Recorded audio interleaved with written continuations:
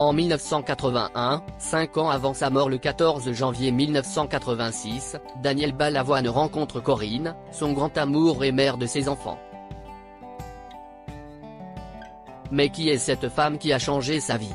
Si est au cours d'une manifestation sur l'esplanade de la Défense que Daniel Balavoine croise le regard de Corinne Barcessa, il a 28 ans et elle va changer sa vie à tout jamais, lui offrir ce grand amour dont il rêvait tant. Elle a la peau mate et le regard puissant, une chevelure brune envoûtante, le chanteur français tombe immédiatement sous le charme de cette jeune femme juive marocaine.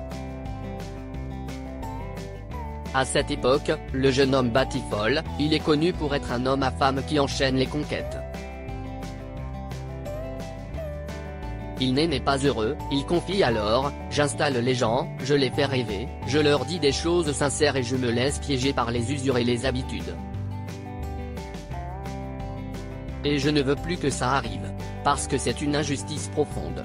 Il y a bien eu une union devant le maire, plusieurs années auparavant, avec une Polonaise, mais Balavoine a 20 ans, et l'histoire ne tient pas. Corinne va tout changer. Il écrit pour elle à Sissa. Ce n'est que quelques mois plus tard que leur histoire débute vraiment. Un hasard, ils se croisent à nouveau alors que le chanteur enregistre son album Vendeur de larmes.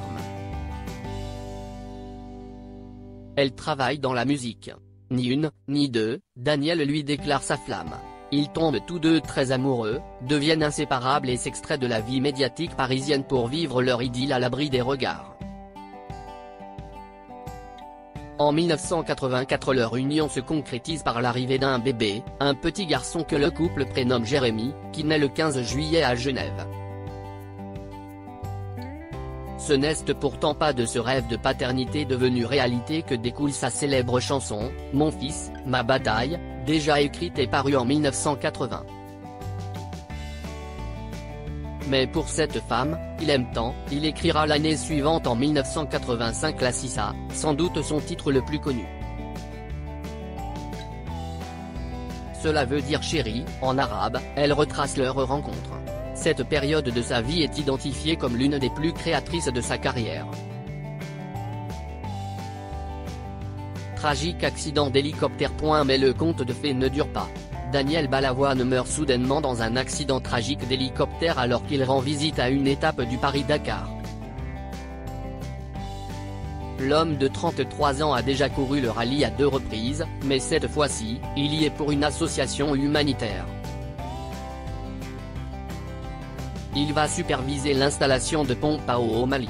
Le 14 janvier 1986, tout s'arrête pour Daniel, laissant Corinne veuve, mère d'un petit garçon de 5 ans et enceinte de 4 mois de leur deuxième enfant, dont elle accouche en juin de la même année.